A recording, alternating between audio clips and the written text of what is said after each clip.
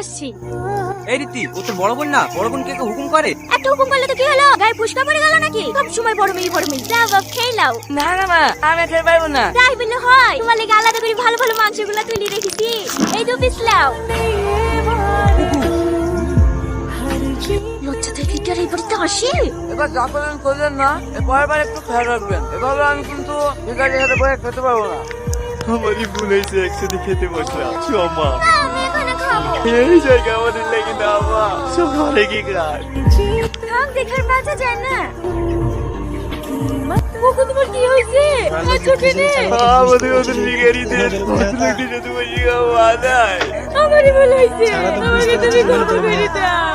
এই দেখো আমি কাঁদছি। আর জীবনে তোমাকে বাড়ি বাড়ি আসার কথা বলবো না। আরে তুমি এরকম করছো কেন? তোমার কোনো দোষ নাই, সব দোষ আমার।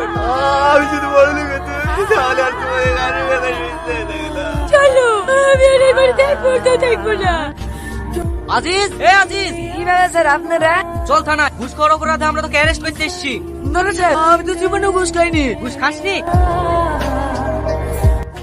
আমাকে ক্ষমা করে দেন স্যার, আমার ভুল লেগেছে। এরকম কাজ আমি আর জীবনে করবো না। আমি তো টাকা পয়সা আপনারা সব নিলেন, কিন্তু এবার কেমন আমাকে ক্ষমা করে দেন। কি হলো দাঁড়িয়ে গেলি?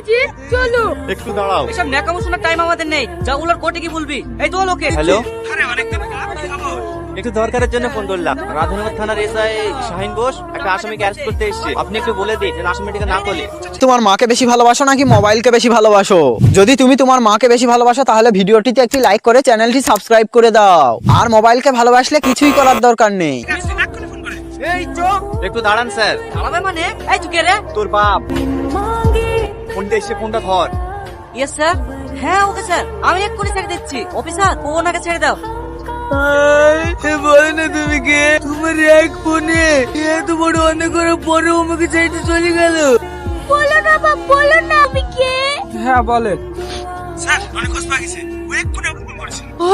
টনির খোঁজ পাওয়া গেছে? আপনি তাড়াতাড়ি চলে আসুন। হ্যাঁ, আমি এক্ষুনি আসছি। আসলে আমি এমপি রাশিদ সাহেবের একমাত্র সন্তান। ও, তুমি রংপুরের এমপি রাশিদ সাহেবের ছেলে? হ্যাঁ, আমি প্রতিজ্ঞা করেছিলাম বাবার সঙ্গে কোনো যোগাযোগ রাখবো না, কিন্তু আজ শুধুমাত্র ভাইরাকে বাঁচাতে বাবার বন্ধু অর্জুন আঙ্কেলকে ফোন করতে বাধ্য হলাম।